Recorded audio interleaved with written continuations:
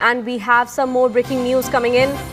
Shocking revelations emerged in the Bengaluru Stampede case. Now, Karnataka government went against the police warning to hold felicitation at Vidhana Soudha. DCP had explicitly red flagged felicitating the RCB team in Vidhana Soudha.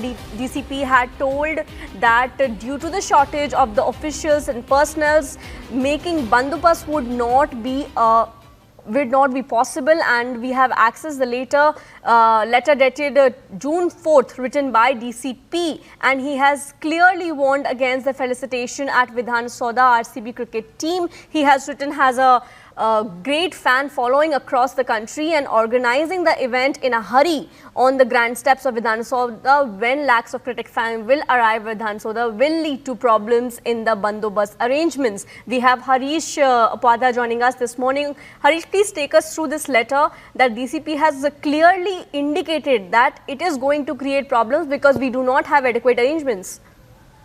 Absolutely. This letter that we've accessed in a way nails the fault of the Karnataka government. The police had put it on paper on the 4th of June morning that arranging a felicitation ceremony in such a hurry, and they anticipated that lakhs of people would turn up at the Vidhana Soudha, and they said that they do not have enough officers or personnel within the Vidhana Soudha security department, and it would not be possible to arrange a proper bandobast, effectively provide bandobast at the Vidhana Soudha, making it very clear that having an event of this nature at Vidhana Soudha would not be possible. They've also raised other queries saying that ideally the employees of Vidhana Soudha should be given a half a day. They have also said we do not have enough CCTV coverage for the kind of crowd that gathers. What it makes very clear is that the government went against its own police forces warning to not have this event at Vidhana Soudha. Thankfully, nothing untoward happened at Vidhana Soudha, but it indicates the larger mindset that the government had on the day to go ahead with these events despite the police not being in favor of it. And today we are seeing the police being made scapegoat with at least 5 officers, including 3 IPS officers, being suspended for what happened at Chinnaswamy. And the government now is saying they did not give a written permission for Chinnaswamy Stadium. They gave permission based on police report for the Vidhana Soudha event. But this letter, in a way, once again punches holes into the arguments of the Karnataka government that they gave permission at Vidhana Soudha based on the police input. The police have clearly written in this response to the DPAR that they would not be able to provide the kind of bandobast needed. Right. Harish, please stay on with us. We have Ashok Gowda from the BJP. Very good morning, sir. The obvious question that arises now, we are learning that from the letter dated June 4th, that DCP clearly informed that we do not have enough personnel to make arrangements at Vidhana Soudha, I beg your pardon, and still the event was arranged and it went on, and as we know, 11 people lost their lives later in front of the Chinnaswamy Stadium. What do you have to say on that? Absolutely. In spite of people warning, especially the police people warning, whether it was Karibaswe Gowda, FP of Vidhana Soudha, or anybody else, including Dayanand also, who was a commissioner Bangalore City. Several people had warned the government not to do so because it will lead to this kind of a mishappenings. In spite of that, Govindaraju or DCM of Karnataka, that is District in Charge Minister D.K. Shivakumar, or the Parameshwar, the Home Minister of Karnataka, or the Chief Minister of Karnataka were just not bothered. They just wanted their kids and kins, children, grandchildren to come and meet the cricketers and on a big dais and making them a political platform for all of them, like Zamir Ahmad's son, D.K. Shivkumar's daughter, Siddaramaya's grandson. So all these people were in dais only to make sure that they also become a celebrity tomorrow. And because of that, 11 people have lost a life. Who will be responsible for all these things? If somebody has to be responsible, it's not police, personnel, or anybody else. It is CM of Karnataka, Chief Minister of Karnataka, Siddaramaya, Deputy Chief Minister, District in Charge Minister D.K. Shivkumar, Zamir Ahmad, who keenly participated, and Parameshwar, who is a Home Minister. They should be held responsible. To get them onto justice, there is only one way. Either we get a currently serving judge of the High Court of Karnataka or some other courts or Supreme Court judge We will participate in, we will conduct an independent inquiry and get them on to the right justice platform. Right, sir, and also after this, the obvious question remains that who within the government gave this the final decision to go ahead with this event at the Vidhana Soudha, and also who is responsible? Who is responsible for the lives of the innocents? Definitely, this is the question we have been asking from past 4 days. In spite of that, government says that Hathras happened, Kumbh Mela happened, and they are trying to do all other blame games instead of looking at their own faults. They should definitely look into the fault. They should get more sensitive, and see, they could have just taken 1 or 2 more days with the precautionary measures, and they should have done this kind of a system in a more better way.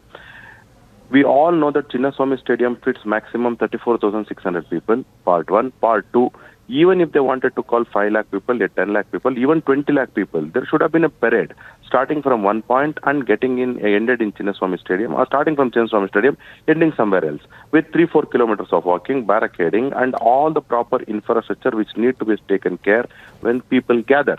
So nothing was worked out. In a very hasty decision, just thinking that we will get a political mileage. Celebrations were happening on 3rd, and immediately they wanted to do this just to get a political mileage and making the platforms for their kids and kins. So this was the biggest problem, and without immaturity, misplaced priorities, and law and order in Karnataka, we all know that 50 women plus have been hacked to death. 12 officials have committed suicide. 12 contractors have committed suicide. Yet this government is so thick-skinned, they just don't bother. 25 people have lost their lives for microfinancing. So they are just not bothered. Officially, the government has accepted that 1,900 farmers have committed suicide. According to us, it is 3,300. In spite of this, and to more, we all know that 700 maternal deaths have happened. Yet this government is so thick-skinned. They say they blame central government for not getting something, and they blame BJP when they were in ruling. So this is the problem. The mindset is, what I am trying to do when I am in the power. So that should be the agenda, not like blaming the others.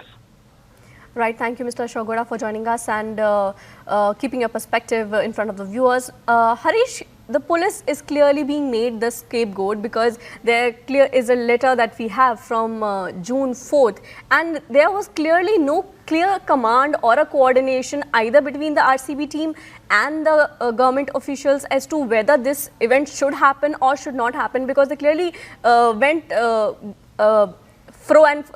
and forth because they didn't know whether it's going to happen, not happen, and that's where the confusion clearly occurred from. Yes, there was definitely confusion in terms of the communication between the government and the RCB management, and from the RCB official communication handles to the people. That is definitely what led to a huge turnout outside Vidhana Soudha and Chinnaswamy Stadium. But what we need to highlight is the responsibility of the government.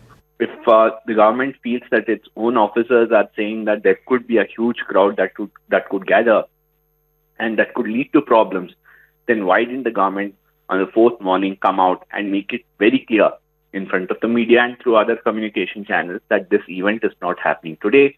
We will plan it some other day. We need time for arrangements.